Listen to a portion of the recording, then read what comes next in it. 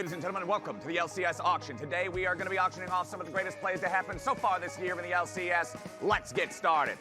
First up, we got ourselves a solo play by none other than APA. I see 2,000. 2,000 right down here in the front. Do I see 3? Do I see 3? 3,000 over there in the back. Sold over to the gentleman on my right. Thank you very much. Play number 2 coming up next. We got ourselves a Quid quad. This is a very rare spectacle, ladies and gentlemen. We are going to start the bidding at 5,000. Do I see 5,000? Right down here in the front, I got 5. Do I got 6? Do I got 6? Do I got 7? 7 right over here to the gentleman on my right. Do I hear 8? Do I hear 8? 8 going to be going way over there into the back. One more time. 9,000 right down here in the front. Going once, going twice. Sold to the woman right down here in the front row. Coming up now, this one is truly special, ladies and gentlemen. A show match deal, a ribbon out play executed by none other than General Sniper. Do I hear 12? 12 right down here over here on my side. 15 in the back. 20 right over here on my right. Sold down here to pastry time. Ladies and gentlemen, thank you so much for coming out to the LCS auction. And remember, if you want to see more plays like this, tune in to twitch.tv/LCS or lollysports.com. Any weekend, you might be wanting some League of Legends. See you there.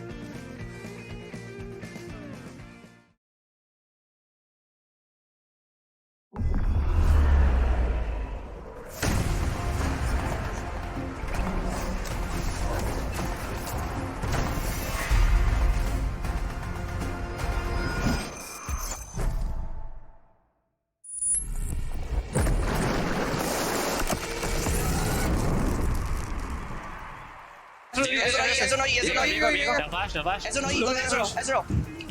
I blocked zone. Dig season! Dig hero! I'm ulti. I'm going down. Tristana is dead. 1 second. Coming. Watch cluster. Yeah. Close flash. Run. Can we chase or no? Yeah, looking. One more? Come back, okay, don't go too far. Yeah, Look at EM1. I killed. You're fine. Yeah. Keep going. Keep going. Go Nash after. Jatt's not soy. Jatt. Tristana. Wait, I'm sick to kill. What the Run to me, Sven. Any taggers? I can't Run to me, Sven. Go on you. On soy. Got him. Maybe tagged. On soy. Jatt. Whatever, man. Red? No. Oh, on broadcast? I think so, no? Yeah. They hear it, no? I swear, sometimes I hear pings on broadcast. Oh, yeah, they will. We're about to get a warning. We're about to get... Stop doing that, please. Careful. Not coming. Can you go? We got it? Yeah, keep going. Nice job. Leona, pretty. It's okay. Careful. Yeah. I'm still looking. We came in. Good job, Russ. Yeah. Okay. GG. Kill everyone here. Yeah. Nidalee after. Try to kill Nidalee. Maybe you can steal it with Azeal. I should. I'm looking here on Azir. Azir. Won't take their clumps. Azir's dead. Juicer. Look here. Watch it. Kill them all. We can portal. And bid it. Nice job. See Armeo likely to start this one out. Armeo engages with the Winter's Wrath, immediate flash by Whippo, and Armeo walks it out. Just one more auto attack from Castle, and clean dive only at the cost of 1 flash from Armeo. Early gold. That's a flash from Mask, but the Temper Fate will land and Whippo can get in range to look for a Q, but Ole is doing everything he can to buy time for Mask to get out, but the Pyroclasm lands anyway. They manage to trade one back onto Busio, but it's still a 2-for-1 advantage for FlyQuest. Massive damage, and the Pyroclasm is going to do so much work. Look at the health bars dropping, and Quad comes in for the resets. Goomba stopping every single one. Keep going. I'm killing everyone. I'm going in, don't worry. I'm attacking the tower, okay guys? Just keep going. FlyQuest just showing up as the better team. Yeah, I mean, you can see Inspired and Whippo laughing it up on the player cams.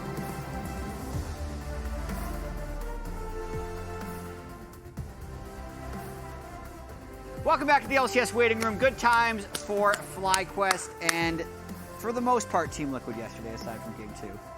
But You're going to cast that away? I am.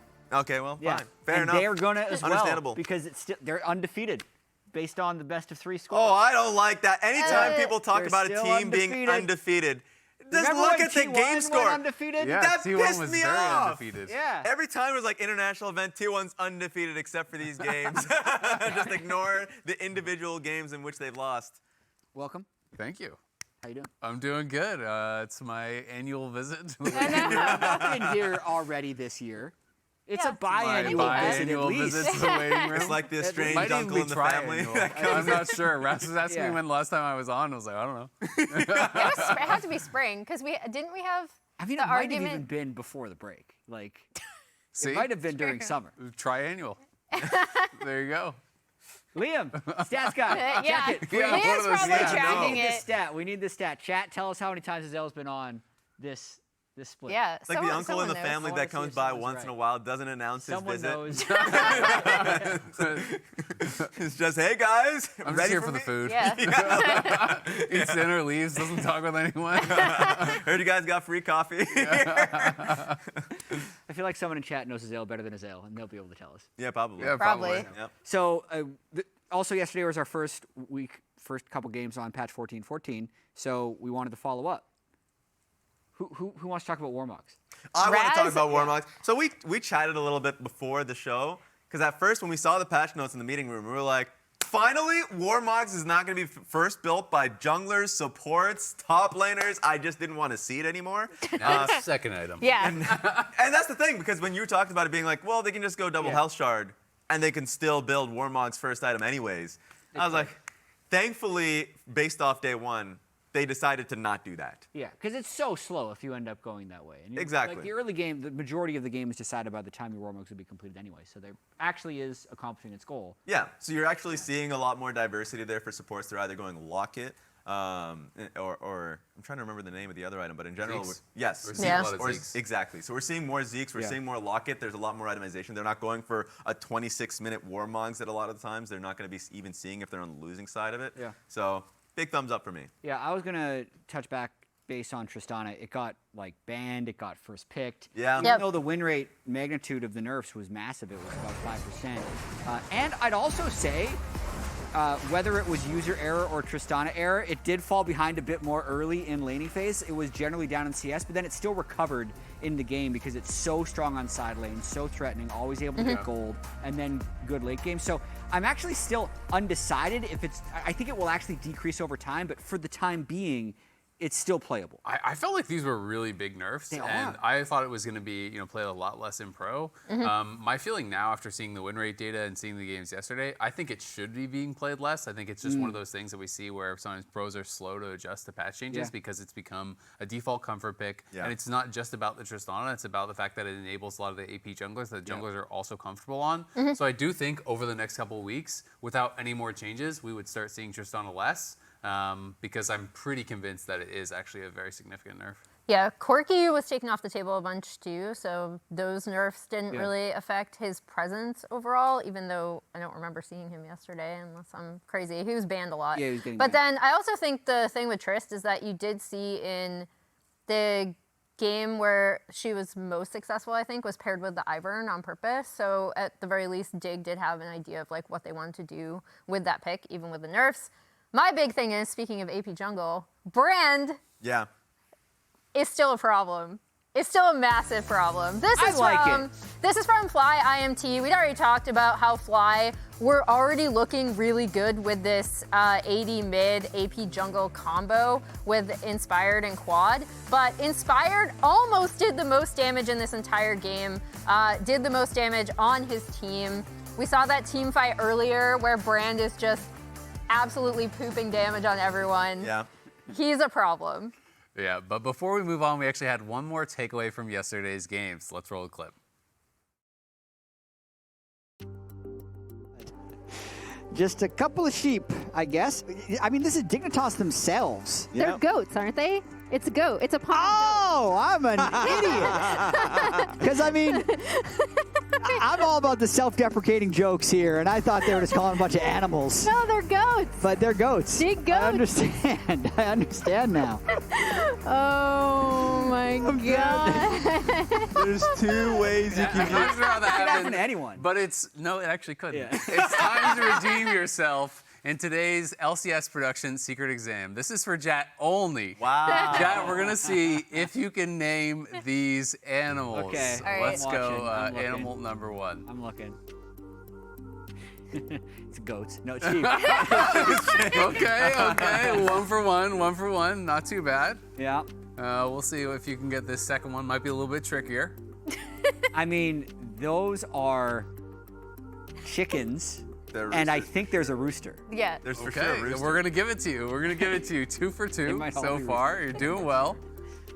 Is that a small horse? Some might call it a donkey. Some might call it a donkey. No, we were looking for mule. Actually, mule? we're looking for mule. Unfortunately, Jatt, that one is 2 out of 3. I mean, that's not bad. 2 out of 3. Yeah. Pretty good. Not too bad. It's a significant improvement from yesterday. It is. Thank you. You know? Yeah.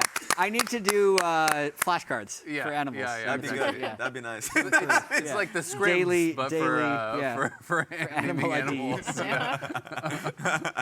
I was a little worried for you there. Okay. Thanks. At least we No learned. problem. Time to move on.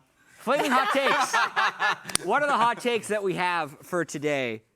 Emily, No, You're up God, I'm first. going first. This is here comes a unfortunate lukewarm because I take. am known for my lukewarm takes. Are you ready for this? No, it's a flaming hot take, Emily. Okay, Quid is gonna play Lucian mid. That's.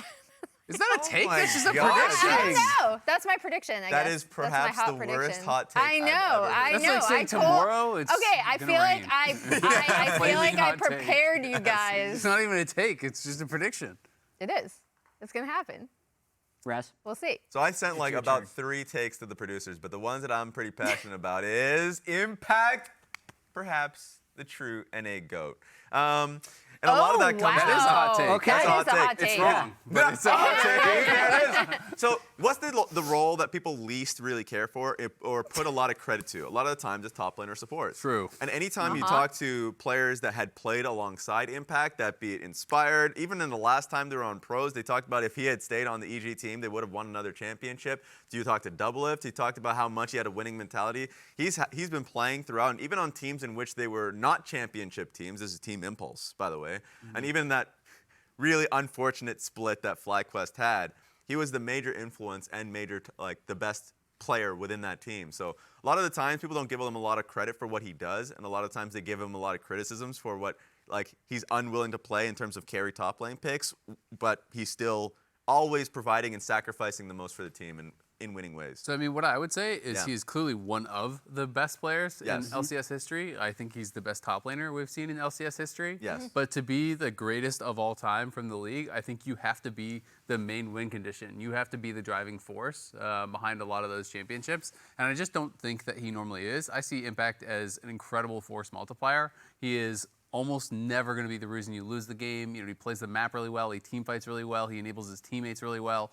But he's not the main carry. And I think that you need that person who is the difference maker if you're talking about the greatest player ever. And that's why I think you have to look at Doublelift. You have to look at Bjergsen. To me, Doublelift is still the NA GOAT because every team that he's winning on is built around him. He's the win condition. It's Doublelift gets fed. Doublelift wins the 5v5, right? So that to me is kind of the difference, and that's where I see the separation between where Impact is and where I see the GOAT. What's interesting too for me is that when you ask the teams in which he's played on, because we all know Impact's personality when he's on mic, he's never satisfied with him or his team's play. And you talk to the players around him, it's like, okay, when they're in review room, he's basically a second coach. And he only cares about basically getting the team on the same page. So in terms of being the biggest influence on the team, a lot of the times you don't necessarily allot the improvement on a team throughout a year to Impact. But I feel like when you ask the players, it's ultimately him. And also, at least in terms of longevity. Are we talking about greatest coach Hey, of all listen, time? listen. Player of all time? If we're talking about a longevity- flaming hot take, you staked your you claim. did it. There we go. He's got longevity. A lot of people are going to agree if it's truly a hot take. So there you Exactly. go. Good So job. I heard flaming hot take. Yeah. Throw that into the ether. Chat, It's a good get in one. It's a there. good hot Impact take. supporters out there. Okay. Do we have more flames for mine? Oh, I'm is yours interested. spicier Yeah. than No, it's only Raz's? one Flames. So we know the top 3 teams of the LCS: Cloud9, FlyQuest, and Team Liquid. Okay. In that order. That's Whoa. my take. So What? Cloud, Wait, you have what? Cloud9. You get the wipe again? Cloud9, FlyQuest, Okay, and then so TL, you think said? C9? Yeah, in that order. You That's think actually C9 disgusting. is the best team? Wait, TL is the third Then best team. FlyQuest. Then TL Yeah, I've is said the it 3 best team. times now. That is actually a That crazy take to me. is- Okay, it's I really flaming hot. disagree. That That one's is- worse than that- my take. I think so. Right now. Think Why? about it. Just think about it. Think about when FlyQuest played Team Liquid last. Team Liquid won, but how much better has FlyQuest been since then? And how much worse has Team Liquid gotten since then in terms of how they look TL yesterday? had one bad series yesterday. Yes. After doing really well against T1, after doing really well in all their other series. Yeah, but a lot of people don't care about that tournament. So we can keep it going to just LCS here, Azeal. I'm going to say I thought FlyQuest looked shaky yesterday too Yeah. against IMT. So, That's possible. No one's even disagreeing with Cloud9, which means this take is You know who does? gaining Well, because credibility I'm over time. just laser focused on the C9 haven't TL one, even- and you'll see why because of C9 my haven't even take. played yet. You know who does disagree with your take from the C9 take? Literally the last JoJo interview, he said Team Liquid was better. Well, I talked to him. We haven't aired it yet. No, I mean the one with APA. Yeah, I talked to him after that in the face-to-face thing. Okay. Yeah, well, it's going to update based All on right, well, they're scripts. telling me we Anyway, have to go for do it. my take. Yeah, well, my go for take it. is that this TL roster could be the best LCS roster ever. So think about how good the LCS Opposite of is. Jatt's take. I mean, they could be, but think about how good that makes FlyQuest and C9. It's unbelievable. This team has actually shown so much improvement Yeah. so fast Yes. that I think they're on the trajectory. You know, if you want to talk about best LCS roster ever, of course you need the accolades, you need to stack up a lot of the titles. But I think they're so much on that path. The fact that they already won one in spring with, I think, massive improvements since then. I think this is a TL that could go on a crazy run, do some historic things. They're showing, glimpses of that prowess that we want to see internationally as well. I think they're on the precipice of some really great stuff and could maybe take down some big dogs internationally as well. I will say I did see a similar sentiment on Reddit during EWC, which makes your take less hot than mine. That's all I'll say. But also more correct. I'm going to say, best team in history. Azeal just listens to Reddit. That's what I'm hearing. That's how he gets his Best affirmation. team in history. Happens I feel like people do bring in international accolades, right? Because I have also seen Hugely people important. arguing is this currently the best team in the West based on international performance? I've seen that argument as well. I think the big thing for me is they're in a weird spot now where they're obviously not satisfied with their performance from yesterday, right? Arguably, I would say they weren't satisfied with their week 3 performance either. I don't think they were super happy coming out of that match, and they made a lot of mistakes. But we're at that weird point in time now where it's like, how do we rate them versus LCS competition? And then how do we rate them as a predictive of, we want this team to now do super well? That's So- what we can tell. We can You know what handshake I on mean, that though? one. Yeah. How did they keep up that? And this is a thing that G2 players have talked about as well. How do you keep that up within your own region? Yeah, I mean, I'm told we need to move on. But I will say, the Good fact discussion. that C9 and TL and FlyQuest are actually pushing each other and they see it that way really exciting. is really Yeah. exciting. Yeah. It's much better to have, to me, a crew of good teams than just one. Yeah. So anyway, Liam ran the numbers. Last time you were on Waiting Room was spring 2024 playoffs. So pretty recently. Okay. Yeah. not bad. How many times this year?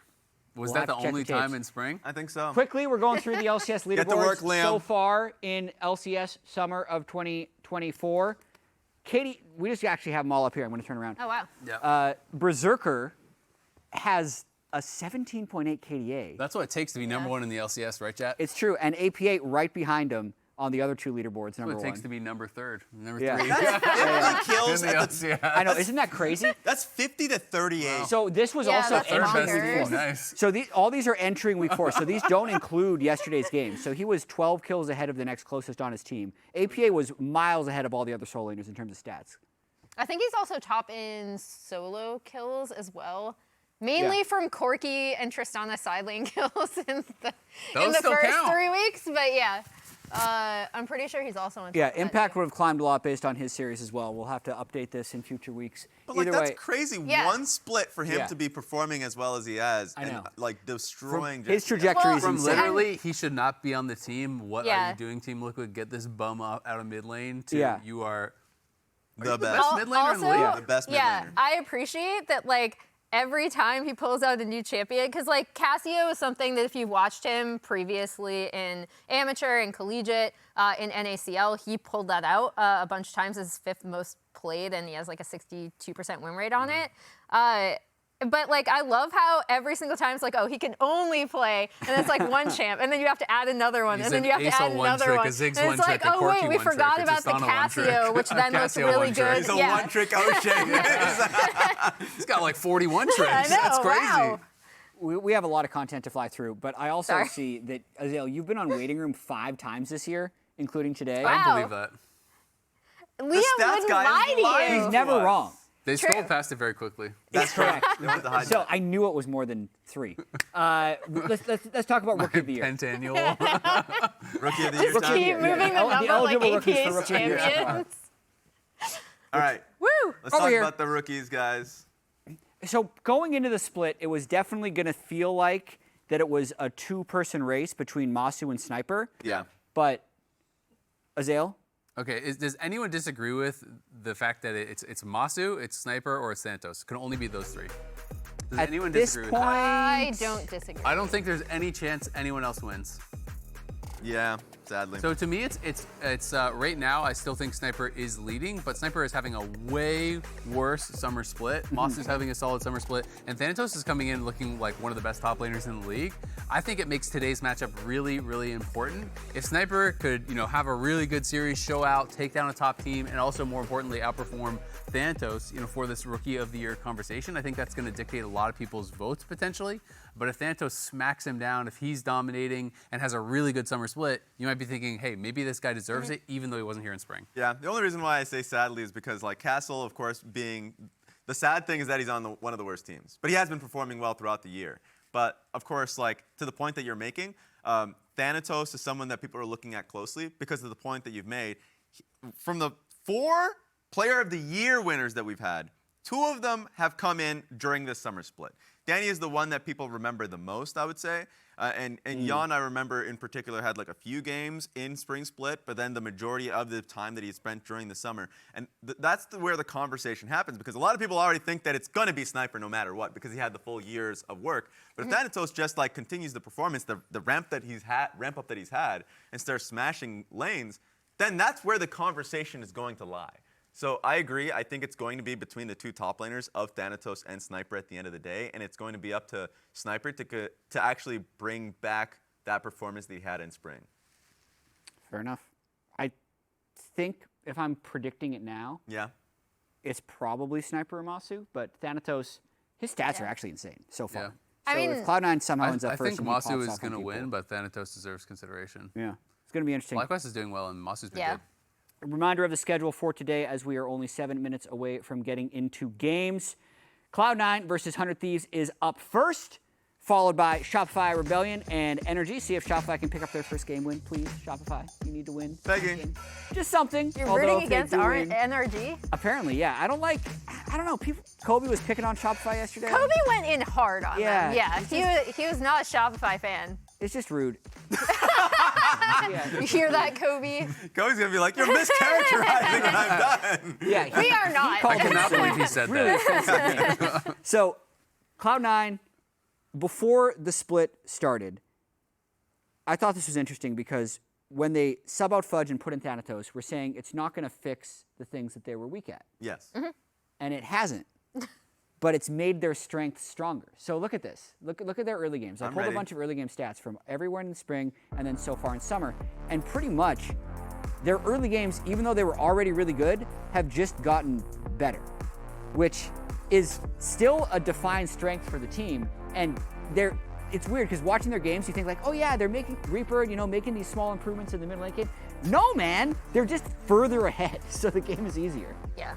I think the big thing for me, I do want to call it strength of schedule a little bit because they haven't faced TL or Fly, and they faced them at the very end of the split.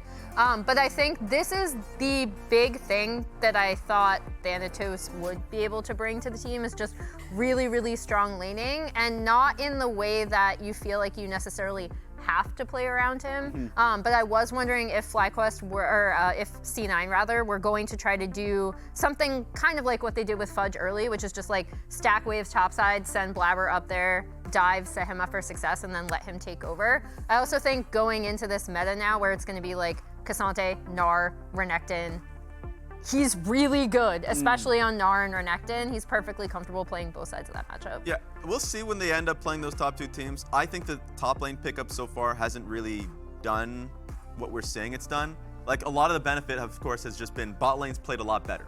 Remember last split, their bot lane was not on the same page whatsoever, and their laning was actually quite poor. And then also their play around Rift Herald and actual major objectives were just all over the place. So it felt like they just weren't on the same page as a team. And I think that's more a credit to A, Reaper, and B, the team really hammering that in. So that's not to say that Thanatos is a good pickup. I think that from hearing from Reaper in scrims, he's been slamming lanes. But also I just think that it really is a credit to the team playing a lot better as a team game. Fair enough. On the side of 100 Thieves, Sniper talked about River on this latest episode of Pros.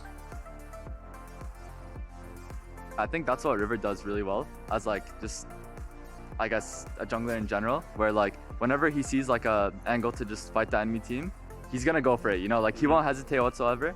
But a lot of the times, like, we just have trouble, I guess, following like up with what he's gonna like actually do in the game, and then we either end up losing the fight or like the fight goes in the enemy team's way. So I think, yeah, I think like River does that really well.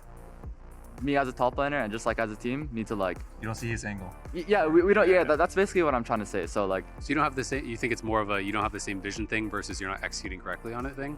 Kind of, yeah, but it's also like when we look at it after, most of the time he's usually right. It's just like I just need to follow what like call he's gonna Just go have for to it, have you that know? trust. Yeah, I just have to have like that trust.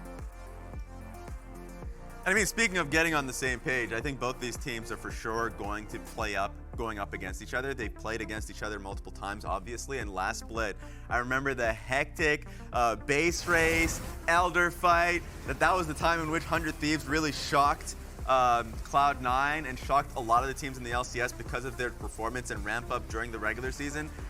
So this game still was, for me, a shocker, and it reminded me how, I guess, much these teams have really butted. I remember even hearing interviews from JoJo, like a lot of teams, but specifically JoJo was calling 100 Thieves frauds. And then they go into the playoffs and completely smash 100 Thieves, so I guess they proved them right just a little bit there. So it feels like whenever they face off against each other, to me, it is exciting. It's a budding rivalry. And I can't wait for them to play against each other today.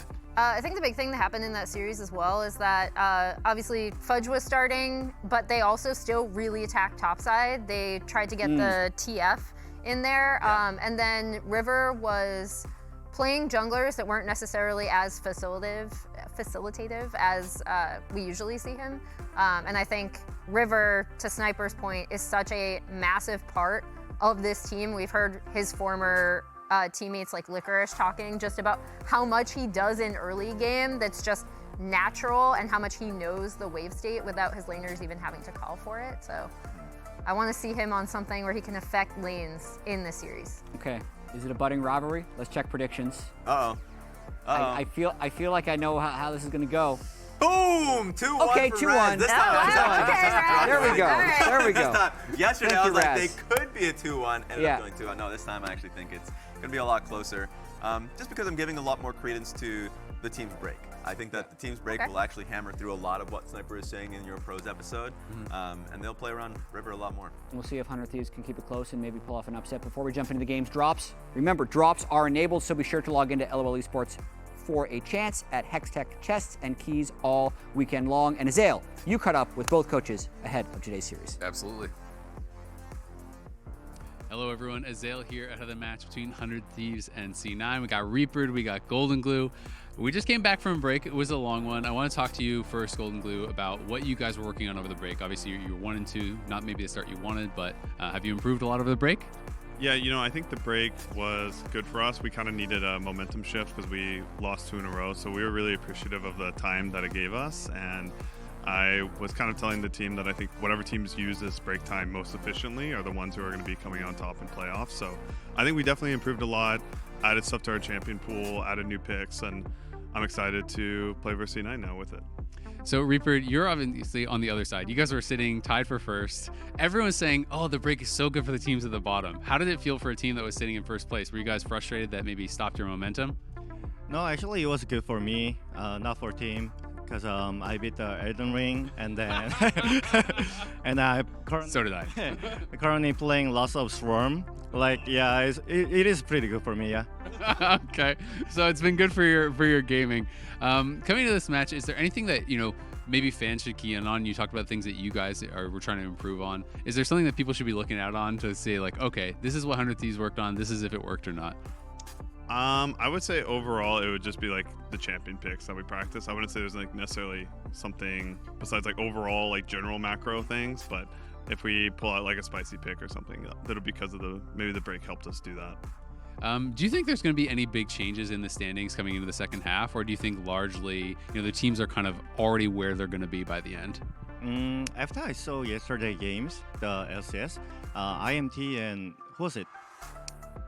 What was the first game? The first game was Yeah, Dignitas. Yeah, they took one game, and then IMT was very close to take the games. So it might be like shaking a bit after the break, but we're gonna still be on the top. Yeah. Okay. All right. Well, we're gonna have to see if that is what happens here today. Thank you guys very much, and I'm looking forward to the game.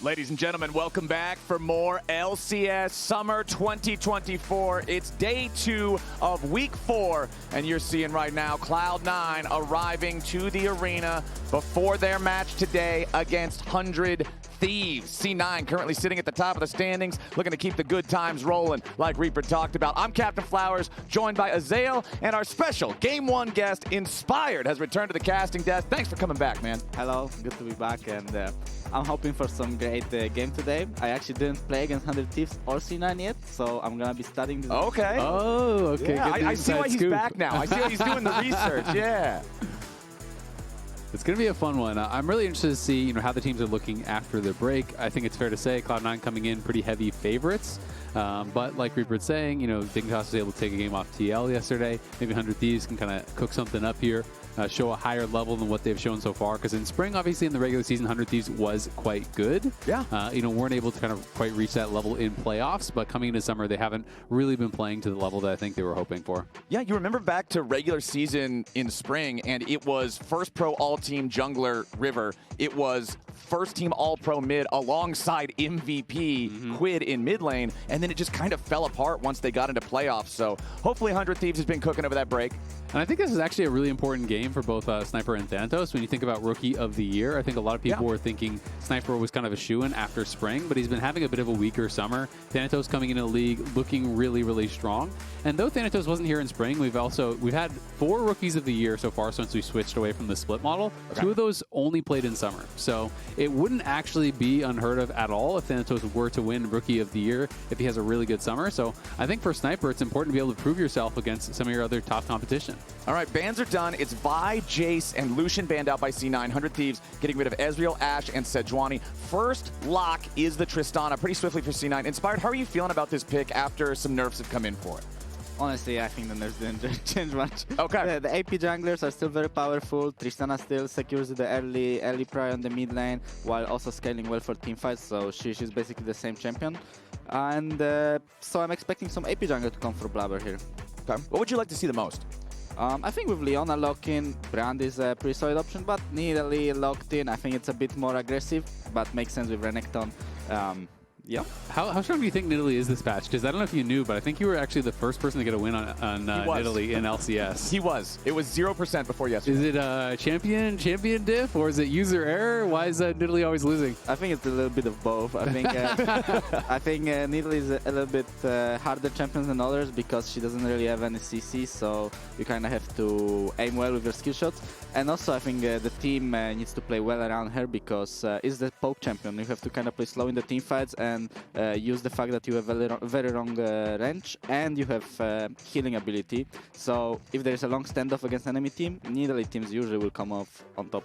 Okay, we'll see if they're able to pilot it correctly. The top lane is going to be a matchup we've all seen a million times at this point. It'll be Kai'Sa piloted by Sniper versus Thanatos using that Renekton. We've got Braum banned out by 100 Thieves here in the second half. We've got Lee Sin banned away by C9. If you're talking about those early type of proactive junglers that can get the game snowballing alongside something like a Nidalee, Lee Sin would be an option, especially considering that 100 Thieves do have an AP mid laner in the Azir, so they're not afraid to take an AD jungler. Nautilus, the other ban here for 100 Thieves in the second half, getting rid a couple of those big meatball supports that might be there to be able to protect that Azir. And whoever might else be, or not the Azir, excuse me, be able to protect the Tristana and the Nidalee and stop the engages on those valuable targets. Absolutely, and I think pretty much anytime you see Tristana mid, it's almost guaranteed to be double marksman comp. Braun is just insane when you're playing with double marksman, so a good ban there. And plus, obviously, really strong in lane matchup into Leona as well. It's very hard, I think, for Leona. Like the Xin Zhao ban here, too, especially considering the type of player River is. Poppy is giga pick here. When River pops off, you always see him making a lot of plays, right? Going for those ganks, going for the PvP angle. So Lee Sin and Xin Zhao both being removed, I like. Do you think this is going to be Poppy jungle or Poppy support inspired? Or excuse me, of course, it's Poppy jungle because we have Leona already locked in. How do you feel about Poppy jungle? I think it's good with Azir. Like, I think they needed some tank that will make sure that he will get vision for Azir and then perform well in teamfights, and Poppy is basically it. You can always set up a gank on Tristana after level 6 with Azir wall into Poppy E combo, so I think it's a solid pick here. And there's 5 dashes on Cloud9, so it feels like you could close your eyes, press W, and you're going to have something that you're stopping. Poppy just seems insane. Do you guys think that there's any chance it's Tristana bot, Zeri mid, or is it guaranteed Tristana mid, Zeri bot? I think there's a chance, but I feel like it's probably going to be Trist mid and Zeri bot. I mean, people are playing Zeri mid and Zeri top a little bit in competitive. You know, Zeus played at top. It's really popular in solo queue. In solo queue, a lot of people are playing it mid as well.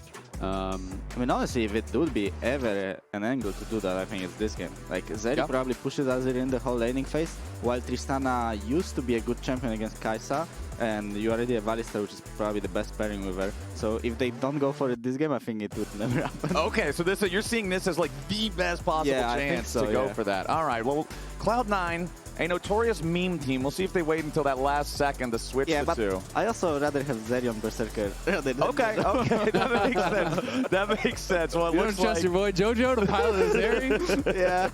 He's not going to be astrogliding? Jojo Tristana will be the play with Beserker piloting the Zeri. Let me ask you guys, which side of the draft do you like better? 100 Thieves, for sure. Yeah, I think honestly 100 Thieves draft looked more solid. Like I think Nidalee has a very hard game to play out. Super hard. Yeah, while Poppy, as you said, has so much value. Like I feel like she can close her eyes in the teamfights and she will find a way to play out the fight. So I mean, we'll see how C9 approaches this game. I feel like if I was playing C9's draft, I would feel like a crazy amount of pressure to get things done early. I mean, I think just even looking at the top side, when you're looking at Nidalee Renekton versus a Kai'Sa Poppy, it's like if you are not slamming these guys pretty early on into the game, it is going to be really hard to match what they're going to be able to get done in 5v5. Yeah, there's double scaling marksmen that are going to scale pretty well, but you have Azir, Kai'Sa on the other side. You have a really beefy front line, a lot of good engage. 100 Thieves just feel like they just kind of have to hang around, not fall behind, and they're going to be solid in 5v5. So Inspired, let me ask you this. Since you are the only LCS player in Summer to be able to achieve victory with Nidalee, if you are piloting the Nidalee in this game where there is all that pressure on you to get things done early, where you cannot afford to fall behind, what would be your game plan to approach this if you're Blaber? I think you just try to not let Poppy get early Drake, because I think they would have bot pressure with Leona and Kai'Sa early game, so you just need to make sure that Drake is all the time warded and Poppy doesn't have opportunity to sneak it. And then at 6 minutes, you just go to grabs, start stacking the grabs. You need to make sure you get the second round of grabs as well, and try to get your Renekton ahead somehow. Okay. All right. So vision over the bottom side, play towards the top side yourself. Yeah. And hope that this Thanatos Renekton proves superior to the Cassante of Sniper. Also worth noting, I haven't seen this as much lately. It was really meta for a while. It's going to be the Grasp Azir, so maybe going to see that kind of pseudo tank Azir coming back again. Obviously was really popular for a while, Showmaker playing it a lot, but it feels like it kind of fallen out of priority with all the AD mids that we've been seeing. Yeah, I think it did, but honestly, like Frozen had Azir this game. I think it's good. Looking pretty good. Plenty of value there. Yeah, it's also going to be interesting. We were talking about this, in the green room, and it's like, whether or not the Trist changes should matter that much for Pro, because for solo queue it was a 5% win rate nerf, which is like an enormous nerf. And I thought it was going to really make a big difference, for Pro as well. But, if you're not actually trading constantly, if you're not forced to use that Q often on cooldown, then it's not really a big difference, because you do get 100 more base mana. It costs 50, it used to cost 0. But, maybe this Azir could be something that could actually trade aggressively constantly with that Trist and try to force Tristana to use that Q more than she would like, which could make those mana nerfs more impactful. So it could be interesting to see how this lane does actually end up going. Yeah, I think the moment Azir gets some points in his W and like closer towards the Nashor Tooth, he will be able to pressure the Tristana. But through the early game, I think Azir just doesn't have enough damage to really pressure her. Right now you can see it was the level 2 hit first by the 100 Thieves bottom lane. Inspired, you were talking about how they should be able to have priority, they should be able to have control around here, so C9 will have to watch for that. Let me ask you the opposite side of the question that I asked earlier. If you're the Poppy, are you just trying to do the exact opposite, just trying to secure that Drake nice and early, or is there more to it?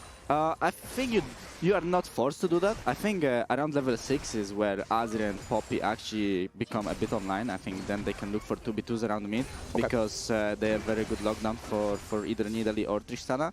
And if they see the opportunity to do the Drake, I think they will feel free to do so. But I think they're just outscaling hard, so they are not forced to make some crazy proactive plays. Makes sense. Yeah, it feels like a game where you just want to make sure that you're tracking where the Nidalee is and stopping what Nidalee wants to do, more than trying to make your own plays, right?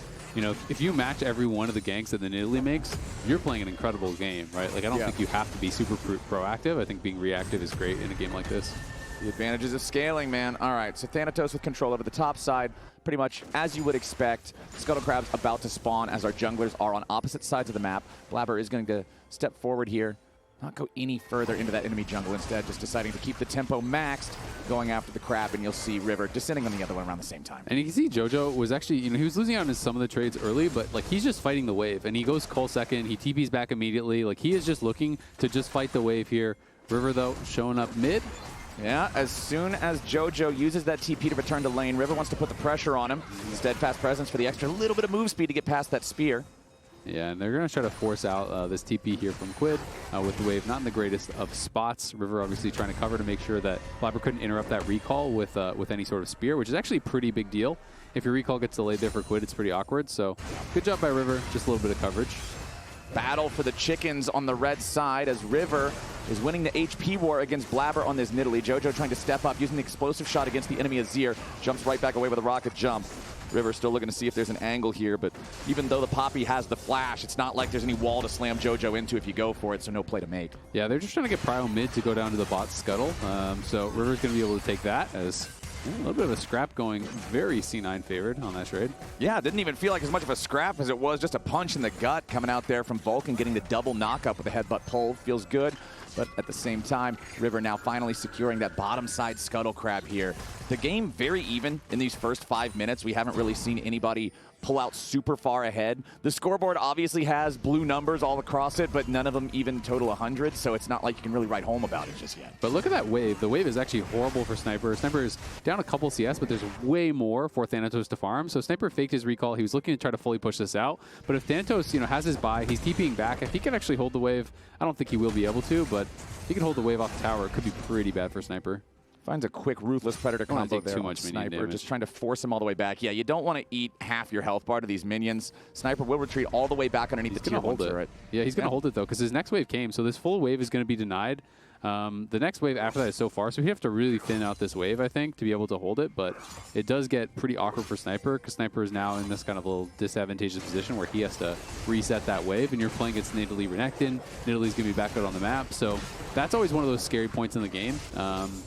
And, I'm kind of curious, Inspired, when you're playing with Whippo, how much kind of communication are there in between you guys in an early stage like this? When you're playing something like Renekton Nidalee, like how much of a focus is there on the wave state to try to set up these ganks?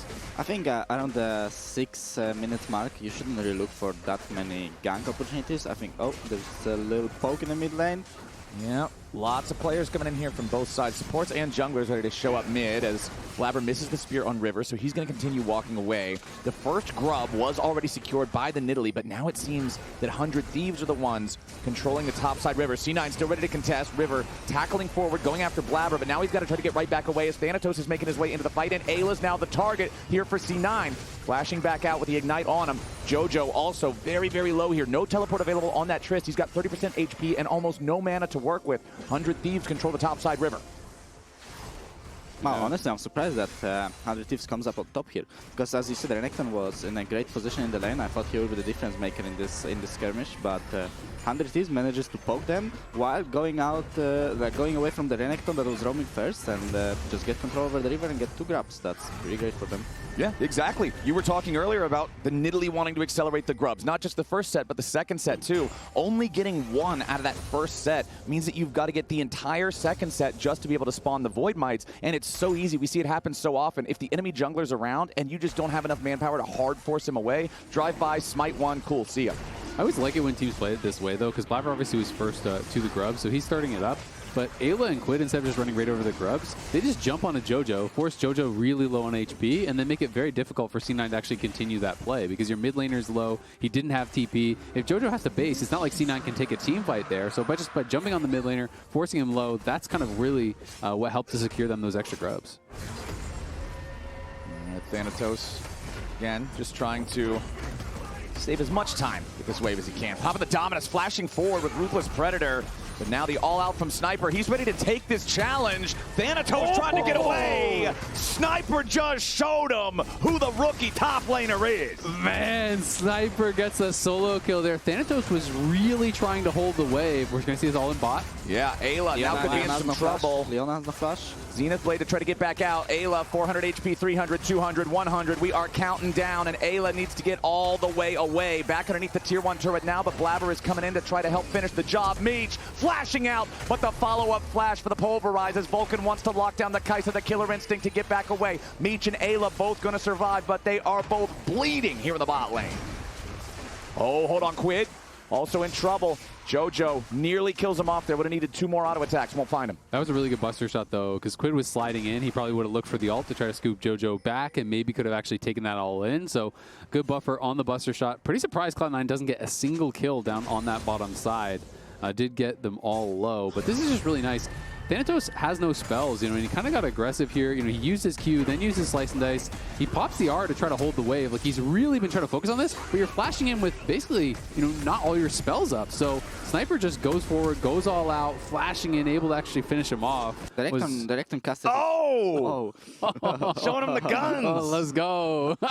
Golden Glue loves it, man. Golden Glue loves it. Why not? Renekton Q was casted on like 40-something Fury, I think. Yeah. I think if he waited like half a second to get a 50 Fury Q, I think he would heal a lot there, and that could be a difference maker to survive.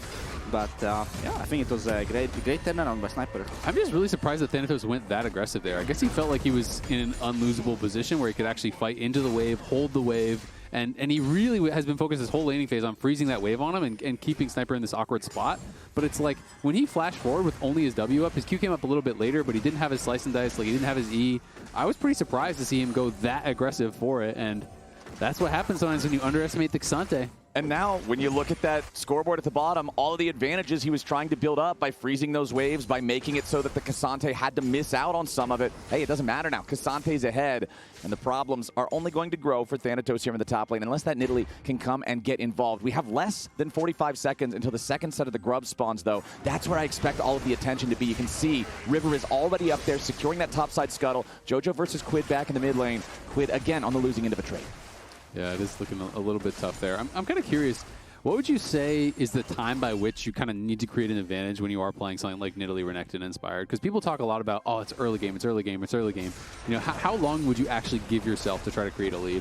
Oh, I mean, I think in this game, it's not like... I think as long as Tristana is pressuring side lane, it's not like Renekton Nidalee have to do so much. I think they did the first Drake. They were trying to get the first grabs. I think the moment Renekton competes with Black Cleaver, he's on his spike. Nidalee is just farming faster than Poppy, so she's slowly getting the level lead. Right now she's level 8 to 7, so that's a little bit of an advantage if it comes to the fight. Oh, Eyla went for the Flash Zenith Blade there on Jojo, but misses the skill shot, so Jojo just taunts him a little bit and walks away from it. Now 100 Thieves still trying to start up these grubs. They need to secure 2 of them to get the Void Mites. First one of them about to drop to River. There it goes. Now C9 still just no way into this river just yet. Meanwhile, on the bottom side of the map, it's Thanatos versus Sniper. Hold on. VULCAN gets poked a little bit here. The grubs are going to lose their patience, going to go back to where they started. River goes for the Keeper's Verdict, a swing and a miss. C9 feeling a lot better about stepping forward now, as Ayla's going to be their first target. Taken low, VULCAN taking here on the front lines, as River, Quid, and Meech all have to head for the hills. C9 have forced the Thieves away, but now Jojo might be in a little bit of trouble. The Emperor's Divide ain't going to find what it wants because of the rocket jump buffer, but now Sniper and Thanatos have also joined the scrap. Sniper stronger by a level. He's going to be that front line that zones the rest of C9 away, and it looks like it's going to be a 5-to-1 grub count for 100 Thieves when the dust all settles. Nicely done. I'm honestly so surprised that Cloud9 didn't even get any grubs from the second set of grubs there. It looked like they had control of the pit there for a while, but couldn't finish anything off. 5-to-1 for 100 Thieves is going to feel really nice. There is a slight gold lead, though, for Cloud9. Going to be feeling pretty good about that. And well played by Jojo, handled the pressure there very well. The buffer on the Azir ult was pretty critical. He would have been dead for sure, I think. Yeah, definitely. Like if he didn't buffer that, I think River was ready to just flash in and pin him into the wall, and Tristana would just die there. But now the point where Jojo gets his Kraken Slayer, I think, so now he will be able to pressure the Azir a little bit harder, and he will actually start dealing damage. Yeah, Slayer, really strong one-item power spike. This thing can seriously do some damage, especially with a champion like Tristana. Second Drake of the game is live. Remember that C9 did secure the first one for themselves after being forced off that first set of grubs. They're already a little bit over 1,000 gold ahead on top of it. First items coming online for a lot of our major players now, with the Iceborne and Black Cleaver both being operational for the top laners. The Zeke's Convergence also completed for River as just that sort of low-cost, high-value tank jungle item. Yeah, so here is 30 seconds left on the platings, and I wonder if Jojo will get to hit the tower with this wave, or will Sniper just clear the whole wave before it hits the tower. It seems like the wave is gonna die before it hits the tower. So there will be 0 platings for Tristana this game, or actually she got 1 mid, which is not the best. Yeah, not able to get too much pressure. I think he will go for it. He will go for it, knowing Jojo. Let's see it. He gets one. He gets one. There it is. Yeah, that's not bad. That's not bad. It's pretty worth. Obviously, the 5 grubs for 100 Thieves, I think nice more is like a denial than anything that's really doing for them, at least thus far. Maybe later on in the game it can pay dividends, but they haven't really been able to get close to any of these towers. I think 100 Thieves got 0 plates total in that early stage, but going to be still feeling pretty decent about their spot. Cloud9 looking like they can grab a Herald, and now with the damage that Jojo's getting up top, they should be able to grab themselves first turret pretty easily. Well, the other side of the map is also being overloaded by 100 Thieves. It's just going to be a swap for these first couple of outer turrets. The Drake was taken by the Thieves. Now the Herald secured by C9. It looks like Sniper might be in a pretty bad spot. First turret does go over to 100 Thieves there in the bottom lane as Sniper escapes up in top side. C9 just going to go ahead and drop that Herald. The tier 1 turret at only half HP. Shelly can just ram her head into the thing. Nearly kills it with just that one shot. Going to need a little bit more damage, and Beserker will be happy to take the gold on that one. Yeah, and it's going to be solo gold. The bot one was actually split, I think, between Meech and River, who were down there. So Beserker getting a pretty big injection of gold. He already has his one-item spike. Of course, Meech does as well. But Beserker in a pretty good spot. And going to be interested to see how his Zeri actually looks. This is something that I think a lot of people were talking about in spring. Bwipo was saying he's not him anymore, and there was kind of that discussion around, has Beserker really fallen off? But this is, to me, the signature Beserker champ. This is really how he made his name in the LCS, and this would be an opportunity for him to really have a big game for Cloud9, because these are the kind of spots where, in previous years, you just trusted Beserker to always get it done. Yeah. You would see him farming well, getting out of lane with a modest little gold advantage, right? Plus 400. He's got his items, he's on par, and then boom, suddenly a team fight happens in the river and he gets a quadra kill and the game's over. But right now, it's Thanatos who's under pressure. River and Eyla. Poppy has ult here, so if they want the tower, Poppy can just exactly start charging the ult and the tower will fall while Cassandra is just holding on the bot tower. Oh, but instead, they use the Keeper's Verdict to eject the backup. They kill the Turret in time, and Renekton is just the cherry on top. Man, I think River actually just absolutely downloaded them. Like, Thanatos was trying to dodge that so hard, and Blaber's thinking, okay, the dive is coming in. I need to get up there right now. He just walked straight into the Keeper's Verdict. River played that really well while they're focusing down the turret. Then the turret dies as Nidalee gets knocked out, and you stun the Renekton in the wall. That was perfection. Yeah. At least C9 got mid tower to answer. I honestly thought that they will have no play to make because Cassandra was way too tanky in the bot side to get off, and I thought the mid wave will be able to be cleared. But Tristana just realized she can't dive bot, instantly went mid and managed to get mid tower on one wave, which was, I think, pretty smart play as well.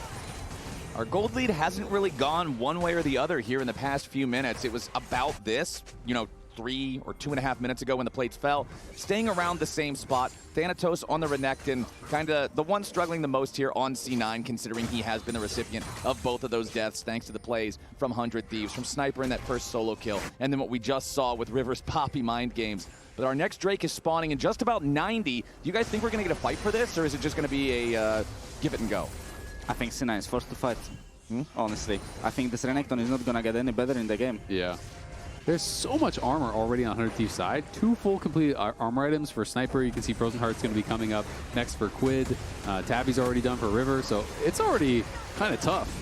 All right, hold on now. We got a little bit of a problem for River. He's going to try to get back away, but a lot of damage coming out the other side as Blaber's the first to die. 100 Thieves got a 5v4, but they also got to be careful. Some of the health bars are pretty low, and Sniper's going to be the next one to drop. Emperor's Divide goes out, but it's 100 Thieves going down. It's Cloud9 going in, and it's JoJo going crazy looking to get this done with that last kill on Quid. 100 Thieves got too excited. They thought that first kill meant they were going to win, but the health bars were so damn low, and C9 knows just how to bait him into the river. It is a massive win for C9 in the bottom side team fight. Yeah, that is huge. 100 Thieves got that early kill on Blaber, and I think they just got super confident that they were going to be able to run over the fight. But Beserker, JoJo were both completely untouched. There was so much space made for this double AD carry. We're both at a pretty strong point in the game, and they got a lot of work done. That is a huge fight for Cloud9. Now they're 3K up. They get such an advantage off of that they may be able to continue snowballing. Yeah, honestly, I think they should have been happy with one pick. They used Leona ult, Leona E, Poppy E, and Cassandra ult to kill the Nidalee. So it didn't look the best to just keep chasing into the fight. I think they just didn't realize that, and they thought with man advantage they would be able to clean up the C9 team. But Renekton still had every spell. Tristana was 2 HP, Zeri with ult. Obviously we know how much damage she can do. So I think they just stand around the fight pretty well. Yeah, I mean, from this spot, it's like Sniper's already pretty low, River's already pretty low. Quid is looking. The Buster shot from JoJo knocks him into the middle of the team, and Zeri, exactly. Yeah, completely untouched, even flashing forward aggressively there. You need so many tools to kill a Zeri in a fight unless they're really mispositioned, and as you said, they committed a lot to take down that Nidalee, so well played by Cloud9. Back in live, you can see the picture-in-picture. They're going to be able to grab the dragon as well. Reaper is unbothered. Yeah, he's like, Reaper is just not. It looks like he's just prepping his draft or something. Reading. Yesterday we see Spawn punching the desk. Today we see Golden Glue fist pumping the air. Reaper's like just reading whatever's on his piece of paper there. Well, I got to interview him and I was asking what they were doing on the break. He's like, yeah, the break was great for Cloud9. I beat Elden Ring. I got to play a lot of Swarm. So I'm surprised he doesn't have like a Steam Deck out or something. just being like, all right, yeah, sure, yeah. do whatever. Well, hey, I mean, whatever he's doing is apparently working. C9 up in Drakes. They're up 3,500 gold. Baron is spawning here in 20 seconds. If 100 Thieves have another big team fight blunder like that and they have it close to the Baron pit, C9 could just completely take over the game with no chance left for the Thieves to try to get back into it. It feels like they got to be more careful. They got to be more cognizant of what the state of these fights are. Because like you guys were talking about, after they kill Blaber, they go in with their front line half dead and Leona having no spells. It just doesn't seem like a winning recipe. Yeah, absolutely. I'm really interested in your take on this, Inspire, because obviously in spring, Cloud9 coming in, it's supposed to be this big super team. Everyone's talking about them. These are the power rankings that all the talent had for spring versus summer. Everyone had Cloud9 at the top in spring. In summer, it was only Jatt, and I think he did it more as a meme, to be honest. But it's like, now do you think it's gone too far the other way, where our people kind of underestimating Cloud9 and overlooking about them? Because I feel like most of the talk has just been about you guys and about TL, and people aren't really talking too much about Cloud9. I think Cloud9 is just... they're all very strong individual players. I think in the spring, they just didn't seem like a team that was on the same page. Like, you could have seen, like, when we played against them, it felt like pretty hard for the first 10-15 minutes, but then after that, they usually just made some macro mistakes, or they didn't play out their comp correctly in the team fights. So we were winning the games just by being a better team. But I see why people expect a lot from them, because they're just great players individually. Where do you kind of see them now, you know, as the top three? Like, obviously, you'll put yourself first, but between, you know, TL, C9, whoever else, who would you see as the kind of the top dogs? I mean, honestly, I have the hardest time playing against C9 in practice. Yeah. So C9, you would say, is the hardest team. Interesting. So we'll see if they can actually do that, because there has been a lot of talk also. Obviously, we have this new format. It is best of threes, but it's single round robin, so you only play 7 series. Cloud9 is 3-0, but they haven't played either you guys or TL yet. So a lot of people are saying, well, you're at the top, but you haven't beaten any of the big dogs yet, so you haven't really proven yourself. So I think that's what a lot of people are going to be looking forward to. You know, your guys' match against them, TL's match against them, because that's going to dictate a lot for, you know, the expectations kind of going into playoffs. Yeah, definitely. We'll see. We'll see how the game goes. Can't say too much. Can't say too much. Bottom side, JoJo's going to keep the push going here against Sniper. The K'Sante is so tanky. You can see the Warden's Mail in inventory probably going for a Randuin's next, considering he's up against the double marksman already. You mentioned it earlier, Isaac, with the Iceborne plus the Thorn Mail. It's really hard for anybody that does physical damage to punch through this guy, but it's such a good build against a comp like this, because if Nidalee's focusing K'Sante, like, Nidalee's not doing things the way that she needs to get them done. I mean, it's a Leandry's Nidalee. It's not like Nidalee can focus down like K'Sante and win the team fight in any reasonable circumstance, right? You know, you still just kind of have to be looking for those carries. And you just have to trust that, you know, the consistent DPS from these two marksmen are going to be able to punch through regardless. We can see, you know, it's not going to be Elastus coming out just yet for Beserker. You know, he's working towards another item here with the Noon Quiver. But once LDR and stuff comes through, obviously things can kind of shift again. But for now, you know, Frozen Heart's done on Quid. We have Tabbies, we have armor being already built up in a lot of different places. So it is going to be, I think, tough at this point in the game. And maybe that buys time for Quid to really get going on this Azir. You guys think that 100 Thieves fights this next Drake here in about 65 seconds, or do you just let Cloud9 take Soul Point and try to keep scaling further? I feel like they will just give it up and try to wait for their third items. I feel like right now Zeri is probably about to finish her third core item, while Kai'Sa is sitting only on 2. So I think I would just give it up and look to fight on the better opportunity. This also just got a lot harder now, because JoJo got a QSS. There's Cleanse on Berserker. There's QSS on JoJo. So now for Eyla, the targets become, you know, fewer and kind of further between. It becomes difficult to actually look for them. You could go for Nidalee or something, but if you full send it on Nidalee, then you're probably just dying to the marksman like you did in the previous fight. I was going to say, we already saw that at Big Exactly. It doesn't so mean good for 100 Thieves. The options become a bit more difficult. You know, you have to hope that maybe you can force out QSS, you know, with your ulti and then immediately follow up with a stun or something like that, and really kind of track around those cooldowns. But it makes those engage opportunities a lot more difficult, and I think you have to be way more precise when there are those kind of easy answers like the Cleanse and QSS. C9 with control over this topside river right now, and for 100 Thieves, it is dark and full of terrors up here. JoJo is unafraid. Yeah, JoJo just constantly putting the DPS into these guys, getting a nice little chunk out of both Eyla and River. I really love that when you have the confidence. Like, Trist has a lot of range. You can step forward, you can take these trades, you can force people to try to use something on you, make them miss, and then react with the rocket jump, you know, if they're going to be able to actually hit something. So, you know, the Zenith Blade came out, he sidestepped that, he said, all right, now you have to actually pay the price. We're going to take some of your health off. Exactly, and with how powerful the buffer on Rocket Jump is, hold on now, Solar Flare going to be traded away for the Alistar Unbreakable Will. Both support ultis are down, but look at the difference in health bars. VULCAN's the only one that's taken meaningful damage on C9, and so many 100 Thieves players are hurt, and Meech even had to use his flash. Yeah, and that's a really big one now. Kai'Sa with no flash. C9 know it. They're just going to go start up the Baron. They have this Nidalee for sustain. They're going to keep landing this poke. And they're looking to try to force a fight here. We'll see if they can find a window. Poppy ult will be really crucial in this fight if the Nash actually gets low. All right, Thanatos coming around, looking for the flank, but he is on top of a ward from 100 Thieves. We're going to take a lot of damage from JoJo's auto attacks. River versus Thanatos. Eyla jumping in to try to protect them. The turret might have self-destructed, but Meech is the one who dies first on 100 Thieves' roster. Now the Thieves got to try to regroup and still fight their way out of this one. Thanatos has the dominance, but he is pretty low. Look out for Beserker, the Zeri auto attacks. Not quite finding the marks they need. The zap will not connect on Sniper. It's a 1-for-0 for C9.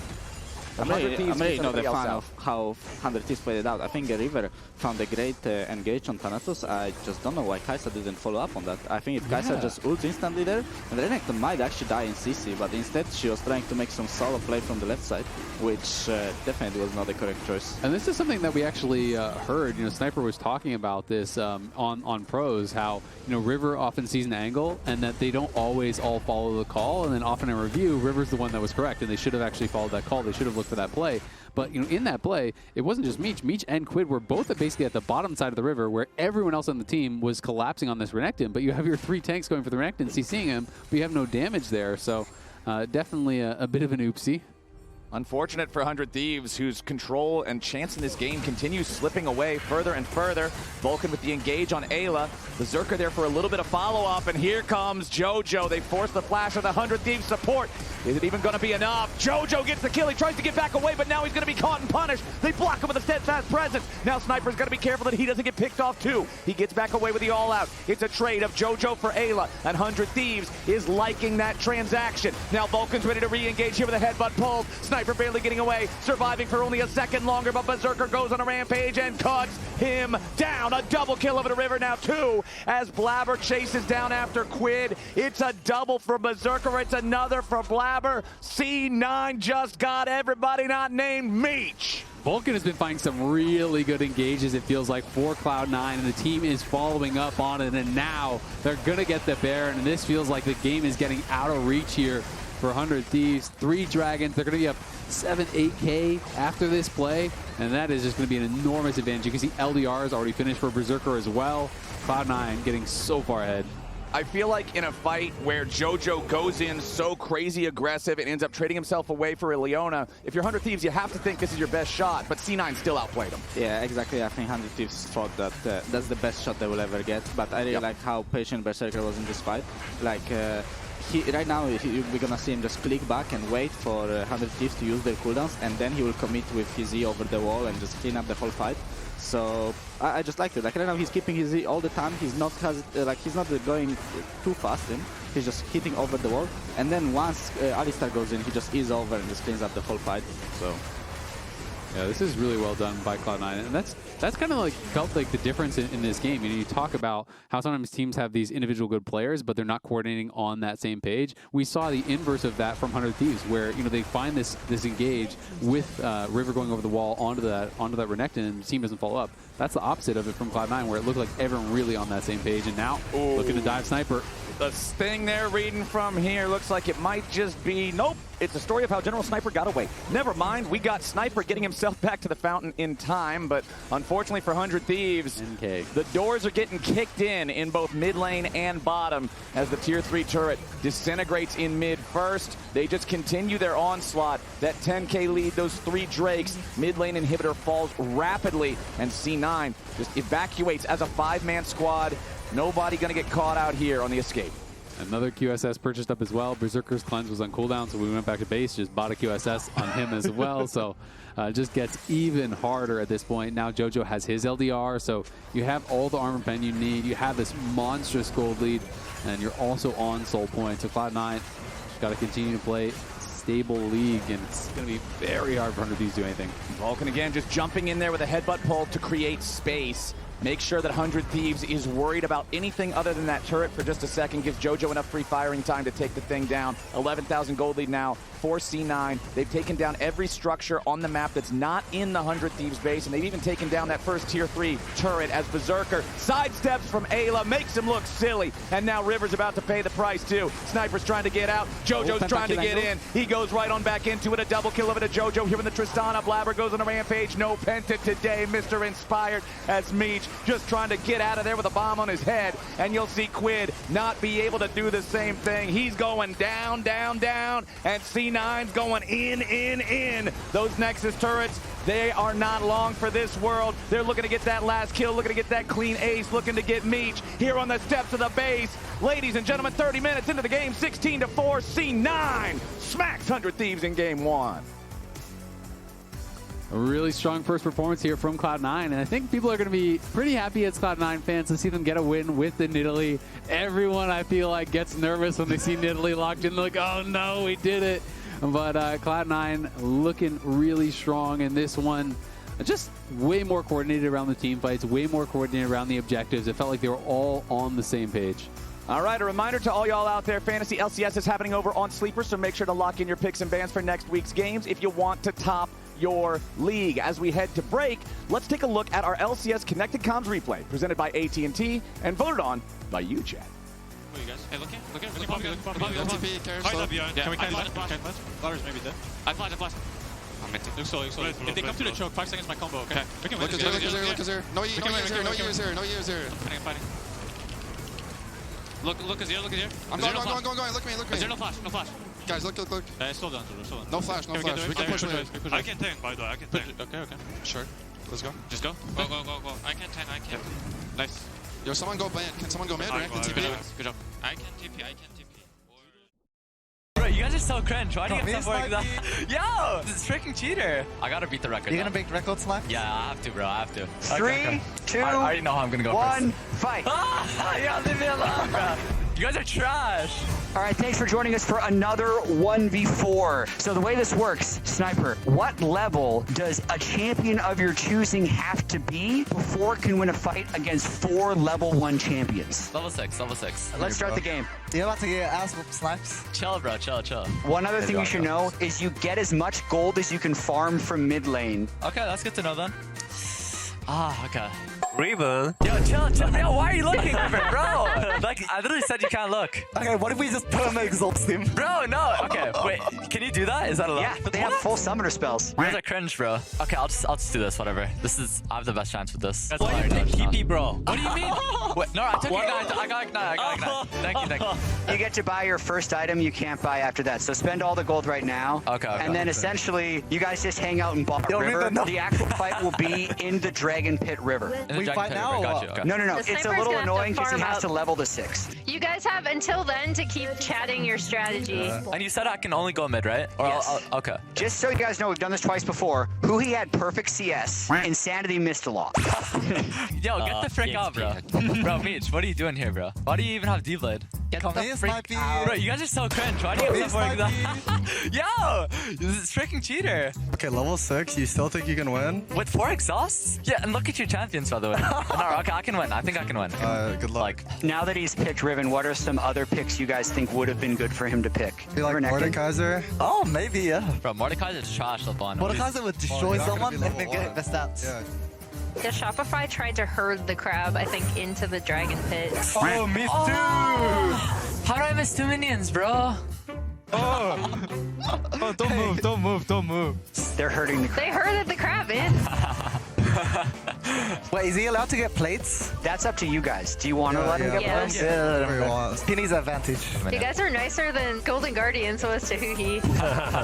River, when you guys did it, who won? I forgot. I'll give you guys the history. With he did level 6, lost, level 8, lost, and then won at level 10. Oh. So then Insanity lost at level 6 and won at level 9. So level 9's the record. I gotta beat the record. You're gonna break record slap? Yeah, I have to, bro. I have to. But I think I found the strategy, by the way. I'm not gonna hit the wave, and I'm just gonna auto the plates. And I'm missing all these minions. They're going here, man. All right, he's level 5, so he's almost 6. He can base them by items, right? He'll base by items level 6, and then we'll start the fight. Wait, hold up. I want to get this play, okay? No, you're 6. You're 6. Oh, okay. I'll base now. Sorry, I'll base now. What? No, I just insta base. No, I just base like that, bro. What are you guys saying? The play was just low HP all of a sudden, you know? Oh, look at this. No shot. No, he's got to try again. You good, dude? They're watching. Hey, man, chill. I got it.